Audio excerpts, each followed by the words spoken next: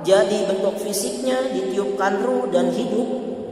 Nah, maka keistimewaan Nabi Adam yang selanjutnya adalah diberikan ilmu oleh Allah Subhanahu wa taala. Diberikan sebuah wawasan pengetahuan tentang seluruh yang ada di alam semesta ini. Yang ilmu-ilmu yang bahkan tidak diketahui oleh para malaikat dan jin saat itu. Dan ini Allah jelaskan dalam surat 32 ayat 30 sampai 33-nya. Maka dalam ayat 31-nya atau ayat 32 berarti. Dalam ayat 31 Allah jelaskan di sana. Wa 'allama Adam al-asma, dan Allah mengajarkan kepada Nabi Adam al-asma, nama-nama. Ya, dalam buku ini nama-nama itu menurut Ibnu Abbas adalah nama-nama langit, nama-nama benda, dan beberapa pendapat lainnya. Tapi yang pasti itu adalah ilmu pengetahuan yang tidak diberikan kepada makhluk selain Nabi Adam. Dengan kelebihan itulah Nabi Adam alaihissalam diunggulkan atau lebih dimuliakan daripada makhluk-makhluk lain saat itu, hatta malaikat pada saat itu. Lalu dalam ayat selanjutnya para malaikat ini ingin mencoba, bukan mengetes ya, atau ingin mengetahui ilmu apa sih yang diajarkan oleh Allah kepada Nabi Adam. Kira-kira apa aja sih yang tidak diketahui oleh malaikat tentang alam semesta, tentang kehidupan yang akan datang, misalkan yang diberikan kepada Nabi Adam. Maka dalam ayat selanjutnya di sana Allah jelaskan,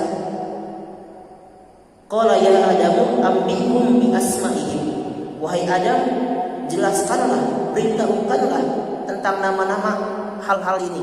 Ambihum bi asma'ihim, nama-nama mereka apapun itu. Falamma amba'ahum bi asma'ihim, dan ketika Nabi Adam memberitahukan, menyebutkan segala nama-nama, definisi-definisi dari segala sesuatu yang diajarkan oleh Allah, bi asma'ihim qalu, maka para malaikat hanya bisa berkata, subhanaka la ilma lana illa ma 'allamtana innaka antal alimul hakim. Dan inilah ayat atau doa yang sering kita sebutkan di saat ingin belajar. La ilma lana illa ma 'allamtana innaka antal alimul hakim. Subhanaka la ilma lana illa ma 'allamtana innaka antal alimul hakim. Dan inilah doa yang diajarkan Rasulullah SAW ketika ingin belajar. Dan itu yang diucapkan oleh para malaikat ketika mengetahui keistimewaan Nabi Adam, bahwa Nabi Adam diberikan ilmu pengetahuan yang tidak diketahui oleh para malaikat saat itu. Itulah kelebihan keistimewaan ketiga yang diberikan Allah kepada Nabi Adam.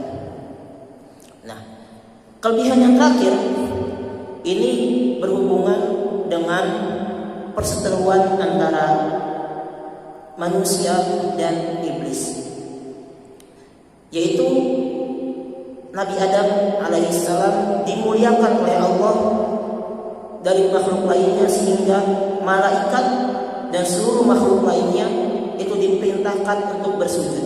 Bersujud di sini artinya litakrim, bukan untuk menyembah, bukan lita'abbud. Ada sujud untuk beribadah, lita'abbud, seperti kita bersujud dalam sholat untuk menyembah kepada Allah. Kalau di sini konteksnya adalah bersujud untuk litakrim, lita'zim, untuk memuliakan, untuk mengagungkan, bukan mengagungkan, yang memuliakan atas penciptaan Allah yang luar biasa, yang akan menjadi pemimpin baru di alam semesta. Oke, langsung kita masuk kepada kisah perseteruan antara manusia pertama dan iblis. Pertama, Aisyah radhiyallahu anha meriwayatkan bahwa malaikat itu terbuat dari cahaya, lalu iblis itu atau bangsa jin terbuat dari api, dan manusia itu terbuat dari tanah. Itu riwayat Aisyah radhiyallahu anha dalam Sahih Muslim. Ketika seluruh manusia atau seluruh makhluk saat itu diperintahkan oleh Allah Subhanahu wa taala untuk bersujud kepada Nabi Adam, untuk memuliakan Nabi Adam, ketika seluruh makhluk sudah berkumpul, ada sosok makhluk yang saat itu menolak perintah Allah Subhanahu wa taala. Tidak lain dan tidak bukan, dia adalah iblis laknatullah alaihi. Pertanyaannya, iblis itu dari bangsa mana? Nah, dalam buku ini dijelaskan bahwa iblis itu dari bangsa jin. Ada juga yang menyebutkan iblis itu dari bangsa malaikat yang saat itu menolak perintah Allah sehingga dikeluarkan dari surga. Tapi yang pasti Allah Subhanahu wa taala menjelaskan di dalam surat Al-Kahfi, menjelaskan juga tentang penciptaan Nabi Adam. Di sana Allah jelas sebutkan kana minal jinni. Sungguhnya iblis itu kana minal jinni. Dia adalah dari bangsa jin. Minal jinni fa fasaqu an amri rabbih. Dan dia berbuat perbuatan fasik dari perintah Allah Subhanahu wa taala. Itu dengan melanggar perintah sujud kepada Nabi Adam. Artinya iblis adalah salah satu bagian daripada bangsa jin. Bahkan dikatakan iblis adalah makhluk yang akan memimpin bumi ketika sebelum diciptakannya manusia, menurut beberapa pendapat. Sehingga karena iblis merasa lebih hebat, sebagaimana juga kemarin jelaskan bahwa menurut Ibnu Abbas bahwa bangsa jin ini sudah hidup 2000 tahun sebelum manusia diciptakan. Karena iblis ini merasa sudah lebih berpengalaman hidupnya, sudah lebih dahulu diciptakannya pula lebih mulia dalam tanda kutip menurut iblis daripada Nabi Adam alaihissalam, sehingga saat diperintahkan oleh Allah Subhanahu wa taala, maka apa yang dikatakan oleh iblis dalam surat Al-Baqarah ini? Aba wastakbar. Iblis aba, menolak, enggan, wastakbar, dan sombong, menyombongkan diri, wa kana minal kafirin. Dan iblis saat itu termasuk golongan makhluk atau orang-orang yang kafir. Kafir dalam artian menolak perintah Allah Subhanahu wa taala. Dalam ayat lain, ketika Allah Subhanahu wa taala memerintahkan untuk bersujud kepada Nabi Adam, maka saat iblis ditanya, "Ma mana'aka alla tasjuda id amartuk?" Apa yang membuatmu enggan, ma mana'aka alla tasjuda, untuk bersujud ketika aku memerintahkanmu? Kan yang terpenting di sini adalah bukan sujudnya, tapi perintahnya. Siapa yang memerintahkannya, bukan bentuk perintahnya. Yang harus digarisbawahi adalah ini perintah dari Allah, bukan perintahnya bersujud kepada siapa. Makanya di sana kalimatnya Allah tasjuda in amartuk, ketika aku memerintahkanmu. Berarti yang digarisbawahi di sini adalah perintahnya. Karena ini perintah dari Allah, maka mesti dijalankan. Hatta itu untuk bersujud kepada Nabi Adam alaihissalam. Nah, saat itu iblis enggan. Apa alasannya? Kata iblis,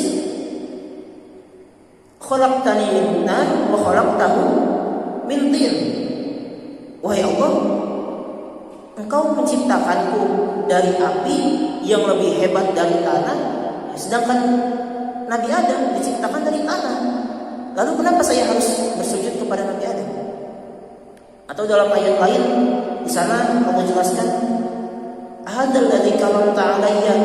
Apakah ini sesosok makhluk yang engkau lebih muliakan daripada aku? Khalaqtahu min tin wa khalaqtani min nar. Kata Nabi, apa kata iblis? Dia diciptakan dari tanah, sedangkan saya diciptakan dari api. Oh, ternyata ini yang Allah muliakan Nabi Adam, sehingga saya harus bersujud. Itu adalah sedikit latar belakang perseteruan atau pembangkangan pertama makhluk di muka bumi ini terhadap perintah Allah Subhanahu wa taala. Pembangkangan makhluk pertama kali di muka bumi atau di alam semesta, yaitu dilakukan oleh iblis alaihissalam. Iblis laknatullah alaihi kepada Nabi Adam alaihissalam. Yang digarisbawahi dalam surat 2 ayat 3-4-nya, di sana Allah jelaskan aba wastakbar. Yang menjadi sifat iblis, sehingga menolak untuk bersujud kepada Nabi Adam alaihissalam adalah aba wastakbar. Dua sifat, aba enggan, menolak. Yang satunya adalah istakbar atau sombong. Dua sifat yang ada muncul pembangkangan pertama kali, dua sifat yang mendurhakai perintah Allah adalah sifat aba, enggan, dan istikbar dan sombong. Hadirin yang dirahmati oleh Allah Subhanahu wa taala, maka dari itu dalam beberapa hadis Rasulullah sallallahu alaihi wasallam sangat-sangat mewanti-wanti terhadap orang-orang yang dalam hatinya terdapat sedikit sekali kesombongan. Karena kesombongan ini adalah penyakit yang mengeluarkan iblis dari surganya Allah Subhanahu wa taala. Penyakit yang membuat iblis dikutuk, dihinakan oleh Allah Subhanahu wa taala selama-lamanya sampai hingga hari kiamat nanti.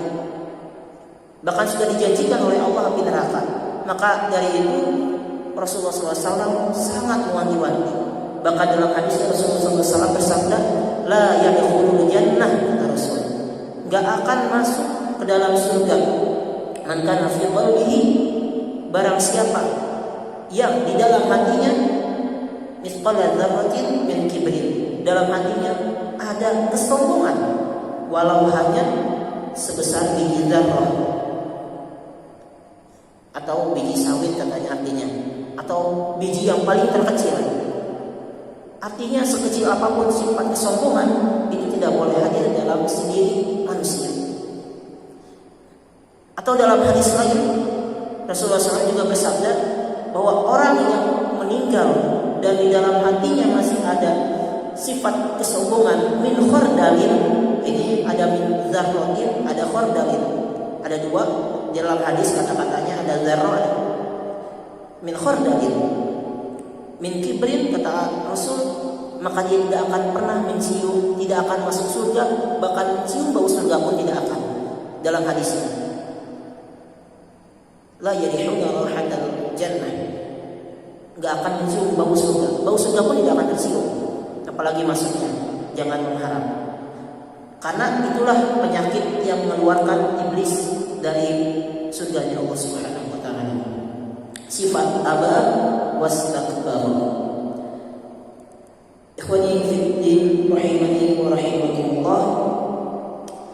Sebagai akhir, mungkin kita akan sempat sedikit membahas tentang kesombongan, tapi Rasulullah SAW dalam hadis yang tadi dilanjutkan, maka ketika Rasul menyebutkan la yadkhulul jannah man kana fi qalbihi mithqala dzarratin min khardal, maka sahabat bertanya. Saat itu sahabat bertanya, wahai Rasul, ada seorang rajul itu dia memakai baju yang bagus, memakai sendal yang bagus, katakanlah sedikit mewah mungkin, lalu dia mungkin sholat ke masjid atau pergi bekerja ataupun berkumpul bersama orang-orang, dia memakai perlengkapan yang serba bagus. Hasan itu bisa bagus, bisa rapi, bisa tertib dan lain-lainnya. Artinya kelihatan dia memperhatikan penampilannya, orang yang memperhatikan penampilannya. Nah, ada sahabat yang saat itu bertanya saat Rasul menyebutkan tentang kesombongan. Gimana ketika ada orang yang penampilannya selalu kece, mungkin jalan sendalnya bagus ataupun dan lain-lainnya bagus, apakah itu termasuk sombong? Kata sahabat bertanya. Maka Rasul menjawab, innallaha jamil yuhibbul jamal, yuhibbul jamal. Innallaha jamil, sungguhnya Allah itu indah dan mencintai keindahan. Artinya orang yang berpenampilan elok, estetik misalkan dan rapi, itu tidak disebut sombong. Tapi justru Allah mencintai kerapihan ataupun keindahan dalam berpenampilan, karena itu merupakan akhlak terhadap diri. Nah, selanjutnya di sana Rasul bersabda kembali, melanjutkan, apa itu sombong? Kata Rasul menjawab, sombong itu adalah al-kibru batrul haq wa ghamdun nas. Sombong itu adalah batrul haq, menolak kebenaran, wa ghamdun nas, dan merendahkan manusia. Kalau dibahas batul haq itu apa, wa ghamdun nas itu apa, itu cukup panjang. Yang intinya menolak kebenaran itu bukan ketika diberitahu, kamu sholat jangan begini. Nah, ketika dia menolak, kamu sombong, masuk neraka. Bukan seperti itu. Karena batul haq itu sangat luas bukan pengertian. Dan wa ghamdun nas itu pun sangat luas pengertian. Bukan merendahkan itu bukan berarti ini ada orang baju compang-camping miskin lewat, orang yang sebelahnya jangan gitu, sombong loh. Itu gak termasuk sombong. Itu menghina, bukan masuk bagian dalam kategori sombong atau merendahkan orang. Merendahkan orang itu nanti ada batasan lainnya yang perlu diperhatikan karena berkaitan dengan aspek-aspek kemanusiaan. Nah,